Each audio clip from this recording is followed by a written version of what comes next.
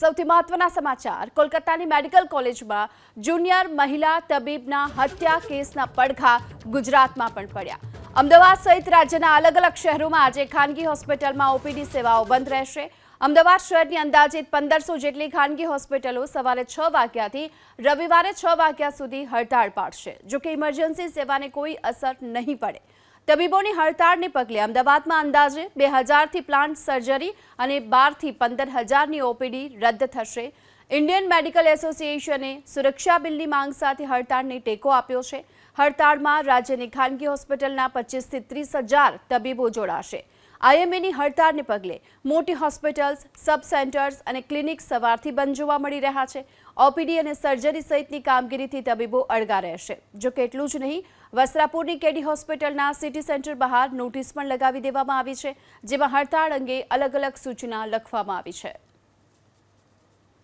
Indian medical association દ્વારા દેશભરમાં હડતાળની જાહેરાત કરવામાં આવી છે, જેને લઈને અમદાવાદ શહેરમાં સવારથી જ એટલે કે 6 વાગ્યાથી મોટી હોસ્પિટલ, એના સબ સેન્ટર અથવા તો નાના મોટા ક્લિનિક્સ હોય તે બંધ અવસ્થામાં જોવા મળી રહ્યા છે।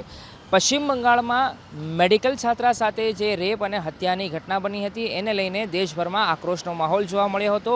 એના પગલે મેડિકલ એસોસિએશન દ્વારા કામગીરીનો બહિષ્કાર 24 કલાક કરવાની જાહેરાત કરવામાં આવી હતી, એટલે કે હડતાળની જાહેરાત કરવામાં આવી હતી। જેને પગલે આપ જોઈ રહ્યા છો કે વસ્ત્રાપુર વિસ્તારમાં આવેલ આ કેડી સિટી સેન્ટર છે, કે જે કેડી હોસ્પિટલ આવેલી છે મુખ્ય, એનું આ સબ સેન્ટર છે, ત્યાં પણ સવારથી જ મૂવમેન્ટ ઓછી જોવા મળી રહી છે। સવારથી જ આમ તો સામાન્ય દિવસોમાં ઓપીડી માટે દર્દીઓની અવરજવર જોવા મળતી હોય છે, સાથે સાથે કેટલાક મહત્વપૂર્ણ રિપોર્ટ્સ હોય છે, એ રિપોર્ટ્સની કામગીરી અહીંયા કરવામાં આવતી હોય છે। પરંતુ હડતાળની જાહેરાત કરવામાં આવી છે, જેના પગલે એક ખાસ દર્દીઓ માટે સૂચના પણ લખવામાં આવી છે અને અહીંયા મેન્શન કરવામાં આવ્યું છે કે જે દુર્ઘટના બની હતી પશ્ચિમ બંગાળમાં, એ સંદર્ભે મેડિકલ એસોસિએશન દ્વારા જે હડતાળની જાહેરાત કરવામાં આવી છે, જેના કારણે ઓપીડી કામ નહીં કરે, ઓપીડી અહીંયા સંચાલન નહીં કરવામાં આવે, સાથે સાથે જે પૂર્વ નિર્ધારિત સર્જરીઓ હતી એ પણ અહીંયા નહીં કરવામાં આવે। હા, એ ચોક્કસ છે કે ઇમરજન્સીના કિસ્સામાં ડૉક્ટરો કામ કરવાના છે, પણ જે પૂર્વ નિર્ધારિત અથવા તો જે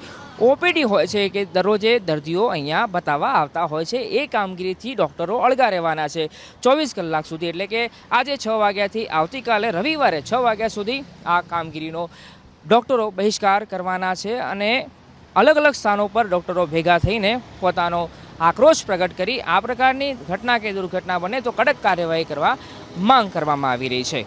કેમેરા પર્સન જયરામ રબારી સાથે અર્પિત દરજી, એબીપી અસ્મિતા, અમદાવાદ।